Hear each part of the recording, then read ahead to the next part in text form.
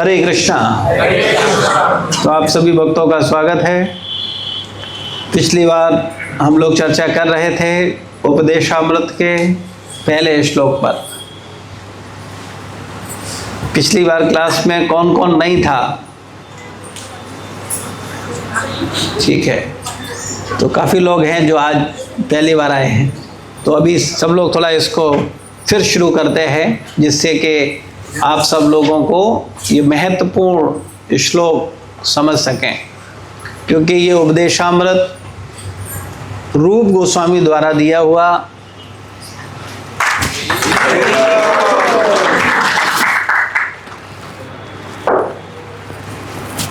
ये जो उपदेशामृत ग्रंथ है, ये रूप गोस्वामी जी ने इसकी शिक्षा दी है और इसके 11 श्लोक हैं। और इन 11 श्लोकों में उन्होंने हमें भक्ति करने का बड़ा सुंदर मार्गदर्शन दिया है। साधन भक्ति बताई, साध्य भक्ति बताई। क्या है भक्ति, कौन प्रारंभ करता है, कैसे करना है, इसके विषय में उन्होंने बड़ा सुंदर हम लोगों को समझाया है। तो आप लोग इस श्लोक को हमारे साथ साथ बोलो। वाचो वेगम मनसः क्रोध वेगम जिह्वा वेगम उदरोपस्थ वेगम एतान वेगान यो विषहेत धीरः सर्वामपि मां पृथ्वीं सशिष्यात्। वाचो वेगं मनसा क्रोध वेगं जिह्वा वेगमुदरोपस्थ वेगं एतान वेगान यो विषहेत धीरा सर्वामीपां पृथ्वीं सशिष्यात्। इस श्लोक का अर्थ हमारे साथ साथ बोलो। वह धीर व्यक्ति जो वाणी के वेग को, मन की मांगों को, क्रोध की क्रियाओं को तथा जीव उदर एवं जननेंद्रियों के वेगों को सहन कर सकता है, वो सारे संसार में शिष्य बनाने के लिए योग्य है। तो इसमें बताया जा रहा है कि कौन व्यक्ति है जो गुरु बन सकता है। और गुरु बनने के लिए एक पहली कंडीशन है कि उसको एक अच्छा समर्पित सच्चा शिष्य बनना होता है ना। क्या ऐसा संभव है कि कोई समर्पित सच्चा एकनिष्ठ शिष्य न हो और गुरु बन जाए? हो सकता है ऐसा? संभव है? आपको भौतिक शिक्षा से आपको समझाएं, अगर भौतिकता में आप मैथ में एक अच्छे स्टूडेंट नहीं हो, एक अच्छे छात्र नहीं हो, तो आप मैथ के कभी टीचर बन पाओगे? तो सेम ऐसे ही अगर कोई आध्यात्मिक जीवन में प्रगति करना चाहता है तो उसे पहले एक सच्चा समर्पित शिष्य बनना होगा, फिर वो अपनी योग्यताओं को अर्जित करके गुरु बन सकता है। आजकल आप देखते हो हर दूसरी गली में कोई न कोई गुरु है ना, लेकिन वो शास्त्र के अनुरूप गुरु है या अपनी मनमर्जी से गुरु है? अपनी मनमर्जी से गुरु है। और चूंकि समाज में लोगों को कोई ज्ञान नहीं है, इसलिए वो देखते हैं, वो कहते हैं अच्छा ठीक है, हमें तो गुरुजी चाहिए, तो जो मिले वही सही। उन्हें न प्रमाणिक परंपरा का ज्ञान है, न उनको आध्यात्मिक समझ है, और न वो गुरु की क्वालिटी के विषय में जानते हैं। तो यहाँ पर रूप गोस्वामी हमें मार्गदर्शन कर रहे हैं कि हमें एक अच्छा शिष्य ही एक अच्छा गुरु बन सकता है। तो एक अच्छे शिष्य के क्या लक्षण हैं, एक अच्छा शिष्य कैसा होना चाहिए। इसका वर्णन किया जा रहा है। तो क्या बोलते हैं? वाचो वेगम। वाचो वेगम समझते हैं? वाणी का वेग। आप सब लोगों के पास ये वेग है कि नहीं है? अगर कोई कहे कि भाई ऐसा है, अभी तुम आज पूरे दिन मौन रहोगे, कितने लोग रह लेंगे? पूरे दिन बोलना नहीं है, बिल्कुल किसी से नहीं बोलना है ना? एक बार ट्राई करो आप लोग। हरे कृष्णा बोल दोगे, अच्छा और क्या कर रहे हो? अरे हम तो मौन थे। जब तक याद आया तब तक तो वाणी का वेग काम कर गया। या सभी लोग अपना मोबाइल फोन साइलेंट मोड पे कर दें, जिससे कि बीच में डिस्टरबेंस नहीं हो। और दूसरा उदाहरण, फॉर एग्जाम्पल, किसी भी व्यक्ति ने आपको कुछ बोला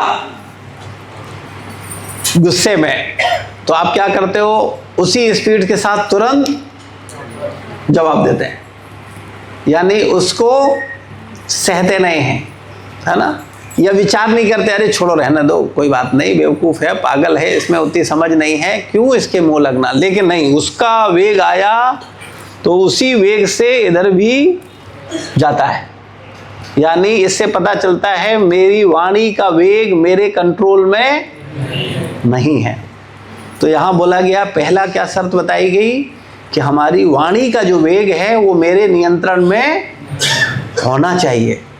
है नहीं, लेकिन होना चाहिए। हमको इस वाणी के वेग को क्या करना है? नियंत्रित करना है। और क्या है? मन का वेग। मन का वेग होता है, मन में कोई विचार आता है और विचार आते ही उसको पाने की इच्छा बड़ी तीव्रता से जागृत हो जाती है। तो मन के वेग को क्या करना चाहिए? नियंत्रित करना चाहिए। ऐसा नहीं, मन में तो कुछ भी आता है।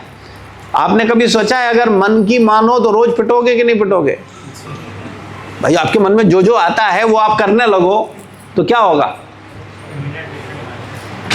तो कहने का मतलब है ये जो मन है उसका वेग है वो बड़ा खतरनाक है, उसको कंट्रोल करना चाहिए। मन के वेगों पर क्या होना चाहिए? हमारा नियंत्रण होना चाहिए। ठीक है। और क्या है? क्रोध वेगम।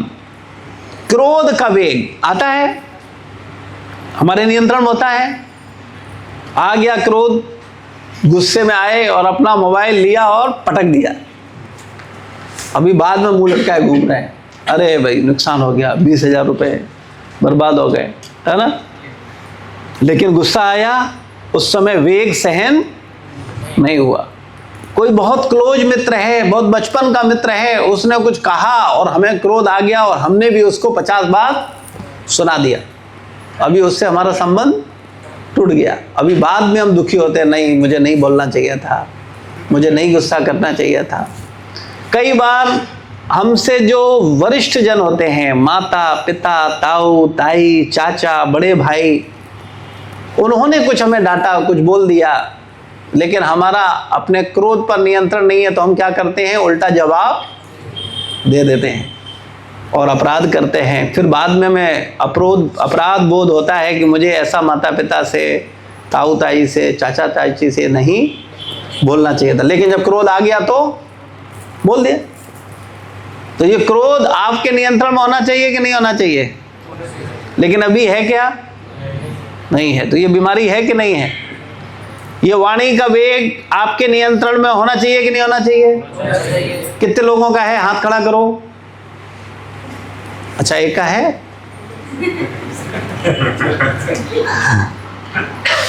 वाणी का वेग नहीं है ना कंट्रोल में। मन का वेग कितने लोगों के कंट्रोल में है? किसी के है, किसी के नहीं है। क्रोध किसी के कंट्रोल में है? नहीं है ना? आगे चलते हैं, और क्या क्या आपके कंट्रोल में नहीं है आपको बताते हैं, है ना? ठीक है, तुम्हारे कंट्रोल में सब कुछ है, बैठ जाओ। आगे जिह्वा वेगम। जिह्वा का वेग समझते हैं? स्वाद। समोसा देखा, मुंह में पानी आ गया। कुछ भी बाहर खा लेते हैं, भक्ष्य अभक्ष्य कुछ भी खाते हैं लोग, मांस खाते हैं, कोई अंडा खाता है, कोई बकरा खाता है ना, खाते हैं कि नहीं खाते हैं? क्यों, क्या है, उनके जिह्वा पर उनका कंट्रोल नहीं है। प्याज लहसुन खाते हैं, जबकि प्याज लहसुन को तामसी बोला गया, तमोगुणी बोला गया। ये तमोवृत्तियों को बढ़ाने वाला है। यानी आपने ये सेंटेंस सुना है, जैसा खाओगे अन्न वैसा बनेगा। मानते हो क्या ये सही बात है? तो आप लोग कैसा खाते हो? अच्छा खाते हो, गंदा खाते हो?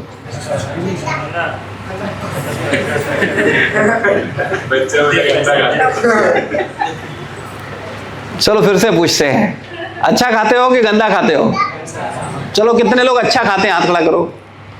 ठीक है, एक अच्छा खाता है, दो, ठीक, दो, ये भी अच्छा खाते हैं। अच्छा, क्या अच्छा खाते हो? अच्छा होता क्या है बताओ भाई, क्या अच्छा होता है? पनीर,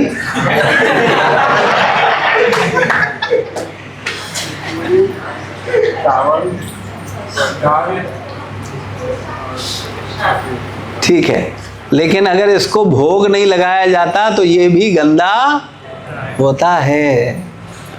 हम लोगों को पता ही नहीं है। सब कुछ भगवान ने दिया है। क्या किसी फैक्ट्री में अनाज बनाया गया? गेहूं, चावल, दाल, आजकल लोग पैकेट में लाते हैं, बोले टाटा की दाल है। तो टाटा ने पैदा किया क्या? पैदा कहां से होती है? किसी फैक्ट्री में दाल बनती है? फैक्ट्री में पैकिंग होती है, पैदा कहां होती है? पृथ्वी पे, धरती मां पे, है ना। और आप बीज डाल दो, उसमें फल आएगा कि नहीं आएगा आपके हाथ में होता है? फल कौन देता है? भगवान देते हैं। तो जितने बीज बोते हो उनके फल कौन दे रहा है? तो आपको अनाज किसने दिया? दाल किसने दी? फल किसने दिया? सब्जी किसने दी? और उनको बिना भोग लगाए खा जाते हो। हाँ, वो भी किसने दिया? भगवान ने। लेकिन वो गधों के लिए दिया। भाई घास किसने, आपको घास किसके लिए दी? तो घास दी भगवान ने गधे के लिए, है कि नहीं? सबके घर में तो नहीं होता ना, मतलब प्याज लहसुन बन ही जाता है। हाँ, बिल्कुल सही बात है, लेकिन प्याज लहसुन अच्छा भोजन है। इसको थोड़ा पढ़ोगे तो समझ में आएगा। भगवान ने हमें सब कुछ दिया, जहर भी दिया, धतूरा भी दिया। किसने दिया? भगवान ने। फिर बुद्धि तुम्हें किसने दी? उसका इस्तेमाल करो कि धतूरा खाओगे कि तुरई लौकी खाओगे, है कि नहीं? भाई वो किसने दी? बुद्धि किसने दी? वो भी भगवान ने दी। तो अगर हम भगवान बुद्धि का इस्तेमाल नहीं करेंगे तो क्या होगा? हम उसको समझ नहीं पाएंगे। तो कहने का मतलब है, ये प्याज और लहसुन, कई बार लोग तर्क करते हैं, जैसा आपने बोला, अरे वो भी तो भगवान ने दिया, बोलते हैं ना। जैसे प्रभु ने फटाक से मारा बीच में, बोले अभी प्रभु सिलेंडर हो जाएंगे। बोले प्याज लहसुन वो भी तो भगवान ने दिया, लेकिन उसको पता नहीं था कभी आंसर खतरनाक आने वाला है। संसार में लोग ऐसे ही करते हैं। आप कुछ समझाने जाओ किसी को, वो तुम्हें एकदम फंसाना चाहता है कि नहीं तुम, नहीं ये तो है ही नहीं, ऐसा नहीं होता, ऐसा होता है। लेकिन अगर आप सत्य को जानते हो गुरुजनों की कृपा से, तो आप सत्य को समझा सकते हो। अगर आपको खुद को सत्य का साक्षात्कार नहीं है तो फिर आप दूसरे को सत्य नहीं बता पाओगे, फिर आपको कोई भी गुमराह करेगा। तो कहने का मतलब है, भगवान ने सब कुछ दिया है, लेकिन हमको चुनने के लिए भगवान ने क्या दी है? बुद्धि भी दी है। भगवान ने तो बकरा भी दिया, मुर्गा भी दिया, अंडा भी दिया। कोई हमने थोड़ी बनाया घर में, ये भी तो भगवान ने दिया।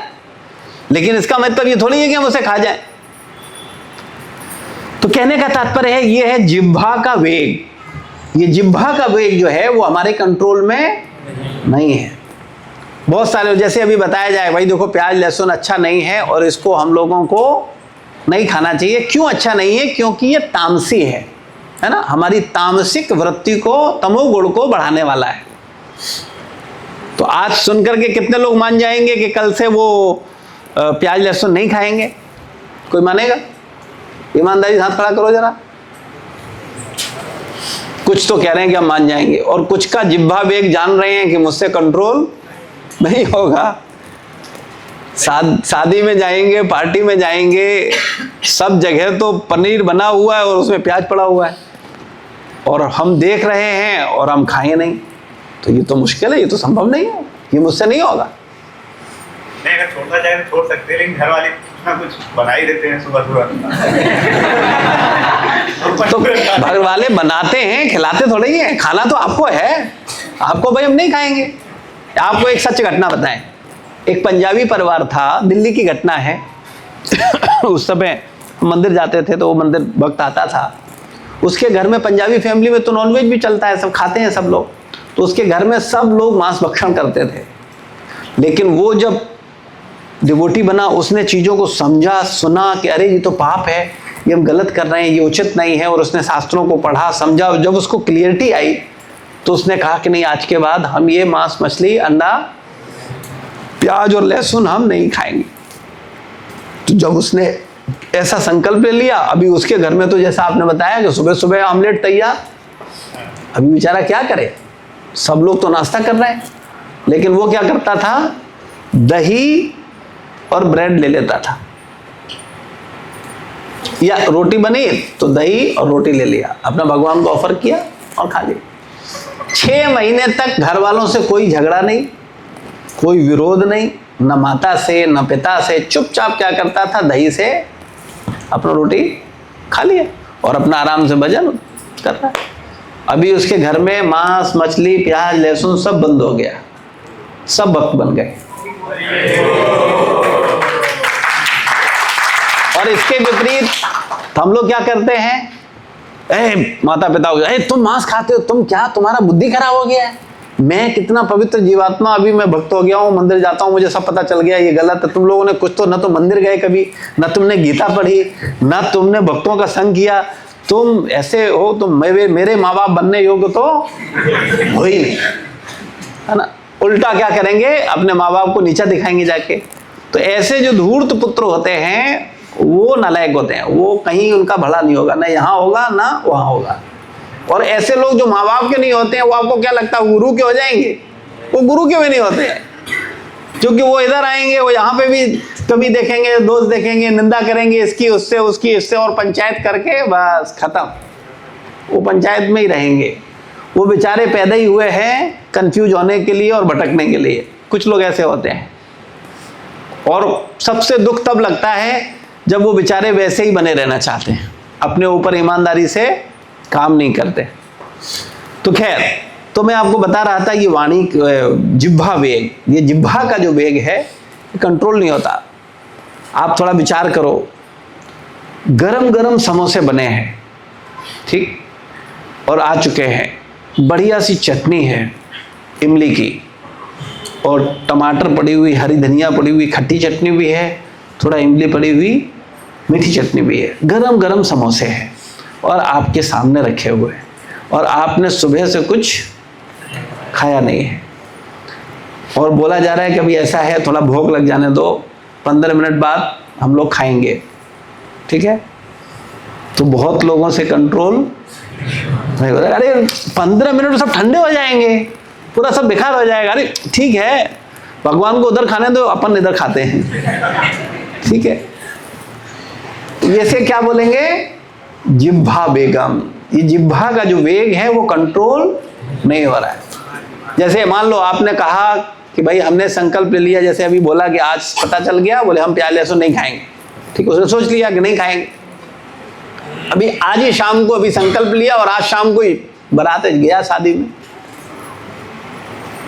प्लेट उठाई और एक एक काउंटर पे गया, जहां देखो वहीं पर लिखा है, पूछा भाई प्याज लहसुन है, बोले हाँ है, ठीक है नहीं खाएंगे। आगे गया, प्याज लहसुन है। आजकल तो लोग सब में ही डालते हैं, बहुत कम ही लोग हैं जो कि न डालते हो, सब जगह पड़ता है। तो अभी सब जगह गया, उसको पता चला कि सब में पड़ा हुआ है, तो थोड़ी देर विचार किया, बोले कल से नियम पालन करेंगे। हाँ करेंगे, अभी आज नहीं, अभी आज तो देखो हमने कुछ खाया नहीं है, और मैं भूखा भी हूँ, और इतना सब वैरायटी भी है, तो इसे क्या बोलेंगे, जिह्वा वेगम, यानी जिह्वा मेरे कंट्रोल में नहीं है, हमसे बर्दाश्त नहीं हो रहा है। तो इसको क्या करना है? जिह्वा के वेग को नियंत्रित करना है। उदर वेग, उदर का वेग, उदर वेग मतलब समझते हैं? भूख लगा है, अभी बर्दाश्त नहीं हो रहा, कुछ भी खा जाते हैं लोग।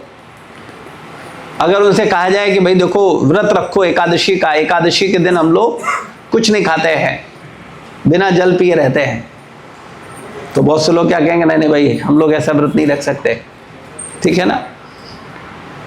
कई बार जब उन्हें पता चलता है कि आज एकादशी है, तो उदर वेग के कारण रोज से ज्यादा खा जाते हैं, क्योंकि उनको लगा आज एकादशी है। दिन फिर याद आता है अरे आज व्रत है, चलो थोड़ा आलू लाओ, फिर तो आज व्रत है थोड़ा हलवा लाओ, तो आज व्रत है केला लाओ, और रोज से उनका ज्यादा खा जाते हैं। तो ये कौन सा वेग है? उदर वेग, यानी उदर उनके कंट्रोल में नहीं है, ठीक है ना।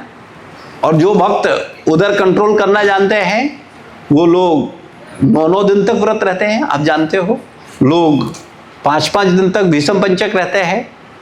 जिनका उदर कंट्रोल में है वो उसका पालन करते हैं। तो कहने का मतलब है ये उदर क्या होना चाहिए? हमारे कंट्रोल में होना चाहिए कि हमें उदर के कंट्रोल में होना चाहिए? हाँ, जिह्वा के कंट्रोल में आपको होना चाहिए या जिह्वा आपके कंट्रोल में होनी चाहिए? मन आपका है, आपका मन आपके कंट्रोल में होना चाहिए कि आप मन के कंट्रोल में होना चाहिए?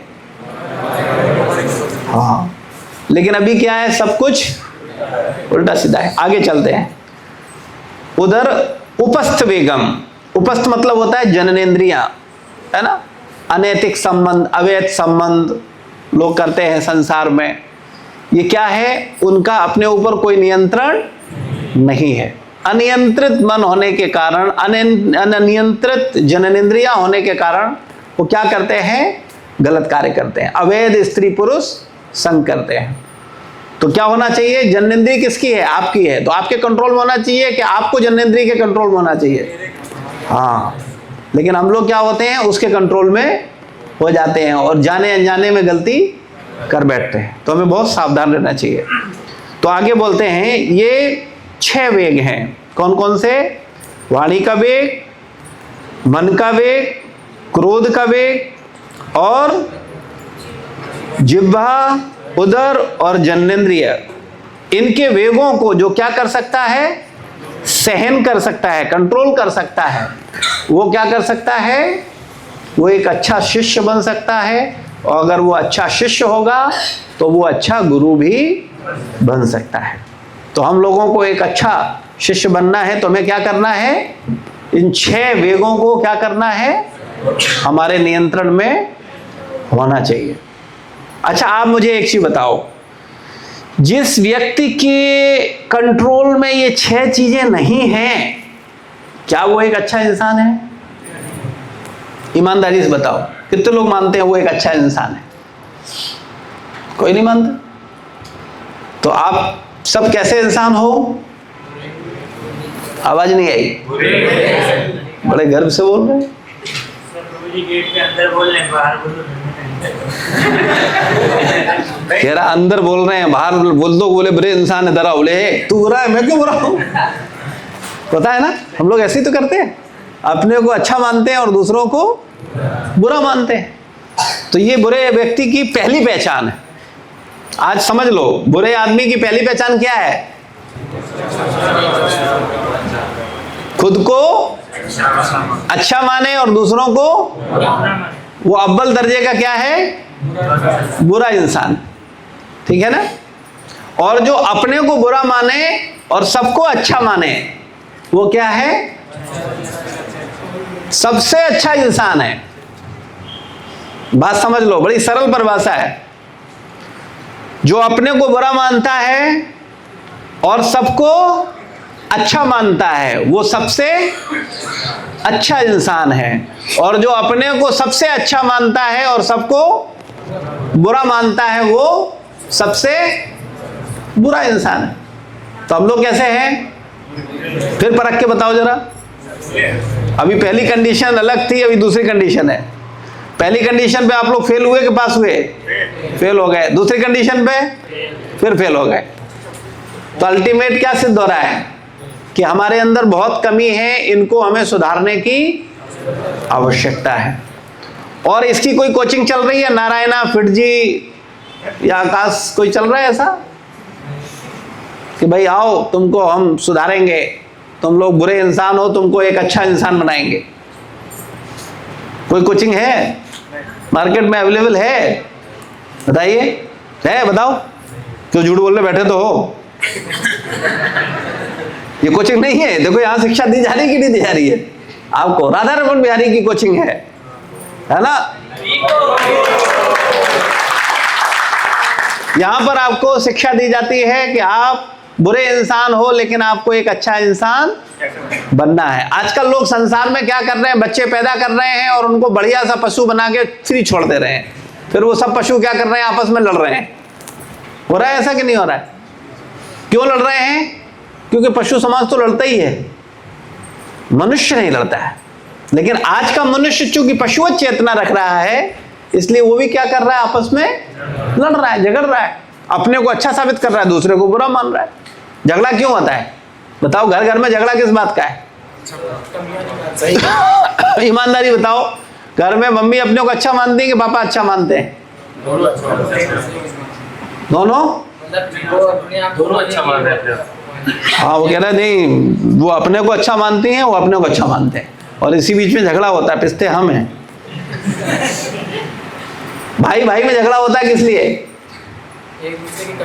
एक भाई क्या कहता है, मैंने इसके साथ क्या क्या नहीं किया, और एक नालायक नंबर 1 का बदमाश देखो इसको। बोलते कि नहीं बोलते? भाई भाई में झगड़ा किस बात के लिए? बोले मैं अच्छा हूं और ये खराब है। पति पत्नी में झगड़ा इसी बात के लिए। मित्रों में झगड़ा इसी बात के लिए। 2 बिजनेस पार्टनर्स में झगड़ा इसी बात, मैं अच्छा हूं और ये खराब है। जबकि वास्तव में होता क्या है? बोले दोनों में कमियां होते हैं, एक आदमी थोड़ी खराब होता है। तो दोनों में कमियां बोलोगे तो सामने वाला क्या कहेगा? बोले दोनों में कमियां है। और अगर आप ईमानदारी से बोलोगे नहीं नहीं तुम तो अच्छे हो, मेरे अंदर कमी है, तो सामने वाला क्या कहेगा? नहीं यार मैं भी बुरा हूं। बोलेगा कि नहीं बोलेगा? तो मामला सलट जाएगा कि नहीं सलटेगा? लेकिन तुम सलटाना चाहते हो, अटकाना चाहते हो, तो अटके रहो। यही संसार की प्रॉब्लम है, सब अटके हैं कहीं ना कहीं। अगर हम सही भावना में आ जाएं तो संसार में कभी किसी से कोई झगड़ा होगा ही नहीं। अगर क्लियरिटी आ जाए जीवन में कैसे जीवन जीना है। लेकिन लोगों को पता नहीं है। आज लोग अच्छे डॉक्टर बन जाते हैं, अच्छे इंजीनियर बन जाते हैं, अच्छे बिजनेसमैन बन जाते हैं, लेकिन बस बेचारे अच्छे इंसान नहीं बन पाते। झगड़ते हैं छोटी छोटी बात पे, छोटी छोटी चीज़ों पे। हमने ऐसे ऐसे लोगों को देखा है, करोड़ों रुपए हैं उनके पास, लेकिन अगर उनके मित्र ने उसे चाय पिला दी तो उसके दिमाग में चलता है हमने इसको पिलाई है, इससे कब वसूलें। वो एक कप चाय उसके दिमाग में चलती है। ऐसे लोग हैं। मैंने इसको 100 रुपये दिए थे, करोड़ों रुपए उससे मतलब नहीं है, वो 100 रुपये उसे टेंशन दे रहे हैं, वो 100 रुपये मुझे कब मिलेंगे। लोग इतने मूर्ख हैं कि कहां तक बोला जाए। एक सरल बात बताएं आपको, एक उदाहरण के लिए, अगर आप एक बड़े बिजनेसमैन हो, 100 करोड़ रुपए आपके पास हैं, और आपको इतना बड़ा घाटा लगा, इतना बड़ा घाटा लगा कि आपके 99 करोड़ रुपए क्या हुए? नष्ट हो गए। अभी आप क्या करोगे? लोग क्या करते हैं ईमानदारी बताओ? सुसाइड कर लेते हैं। करते हैं कि नहीं करते हैं? लेकिन वो गधा ये नहीं सोचता है 1 करोड़ कितने लोगों के पास है। सोचता है? नहीं सोचता। कह रहे भाई चलो 99 करोड़ हो गए नष्ट, मान लिया नुकसान है, बहुत बड़ा नुकसान है, लेकिन 1 करोड़ लोग कितने लोगों, 1 करोड़ रुपया कितने लोगों के पास है बताओ? हाथ खड़ा करो, कितने के अकाउंट में 1 करोड़ रुपया? हाथ खड़ा करो जरा। लेकिन बेचारा वो 1 करोड़ को एंजॉय नहीं किया, वो 99 के चक्कर में लटक गया फांसी पे। ये मूर्खता है लोगों में, पता ही नहीं है जीवन जीना कैसे है। कैसे, और वो समझना भी नहीं चाहते। कारण पता है क्या है? क्योंकि आज समाज में लोग आध्यात्मिक गुरुजनों का रिस्पेक्ट कर रहे हैं कि नहीं कर रहे हैं? नहीं कर रहे हैं। कोई शरणागत होना नहीं चाहता, कोई आध्यात्मिक जो संबंध है उसको निभाना नहीं चाहता। आपने कभी सुना है पशुओं का गुरु होता है? सुना है आपने? किसी कुत्ते का कोई गुरु होता है? बिल्ली का, चूहे का, कॉकरोच का, कीड़े का होता है? नहीं होता है। तुम्हारा है कोई? नहीं है। हम नहीं मानते। मानते तो तुम्हारा जीवन बदला हुआ होता है। और बहुत से लोग फॉर्मेलिटी में गुरु बनाते हैं, बोले एक काम छूट रहा है जीवन में वो कर लो पूरा। तो जाएंगे ढूंढेंगे, बोले मंडी कहाँ है गुरुओं की? तो उन्हें पता चलेगा, बोले 2 जगह हैं, अयोध्या चले जाओ, वृंदावन चले जाओ, या काशी चले जाओ, वहां कोई ना कोई गुरु मिलेंगे, वहां गुरुओं का मंडी है। बोले छाटो बिनो। और अभी हो गया, बोले अभी हमारा, हाँ हम भी गए थे, कान फुकवा है, फूक गया है, अब हम गुरुमुखी हो गए।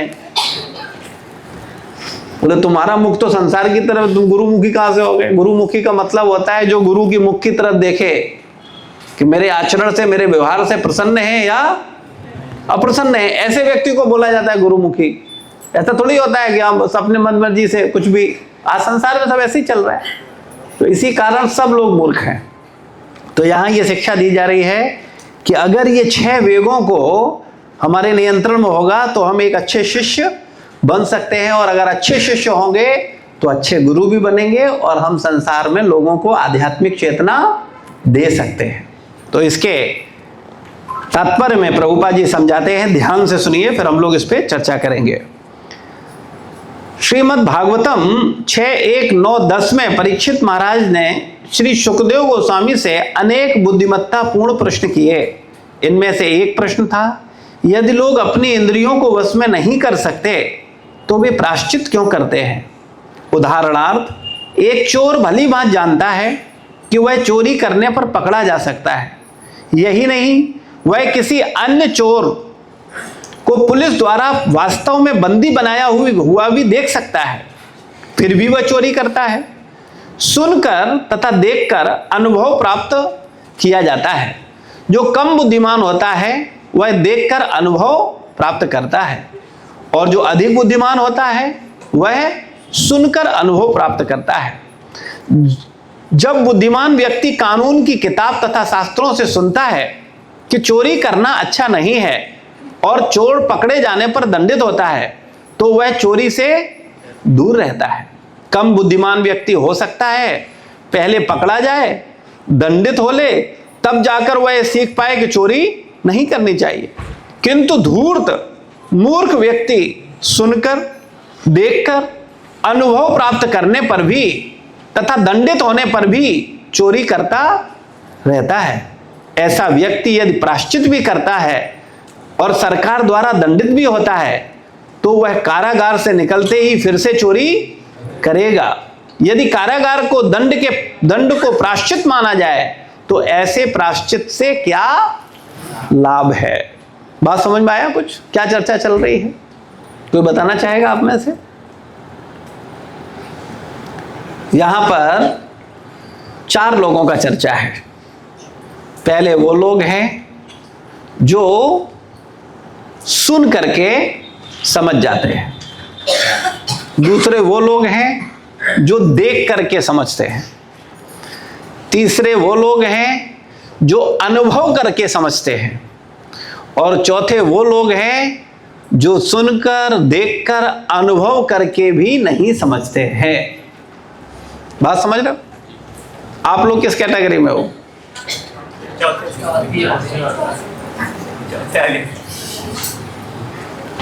तो इसको क्या बोला अभी प्रभुपाद जी ने? मूर्ख और धूर्त। तो आप लोग कौन हैं? मूर्ख हैं और सुन करके, बोल करके अच्छा लग रहा है अपने आप को कि हम धूर्त हैं, मूर्ख हैं, अच्छा लग रहा है?